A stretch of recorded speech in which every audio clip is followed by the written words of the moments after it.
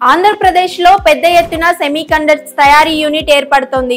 కేంద్ర ప్రభుత్వం నుంచి 4600 కోట్ల రూపాయల బడ్జెట్ కేటాయింపు వచ్చింది. ఈ ప్రాజెక్టుకు ప్రధాని నరేంద్ర మోదీ గారు ఆమోదం తెలపడంతో రాష్ట్ర పారిశ్రామిక రంగానికి పెద్ద మార్పు తీసుకురానుంది ఈ ప్రాజెక్ట్. ఈ ఫ్యాక్టరీ కోసం advanced system in package technology సంస్థ దక్షిణ కొరియాకి చెందిన ఏపీ యాక్ట్ కో లిమిటెడ్ తో ఒప్పందం కుదుర్చుకుంది. ఇక్కడ సంవత్సరానికి సుమారు 96 మిలియన్ యూనిట్లు తయారీ అవుతాయి. ఇది ఏపీను ఎలక్ట్రానిక్ తయారీ కేంద్రంగా మార్చే దిశగా పెద్ద అడుగు అని చెప్పొచ్చు.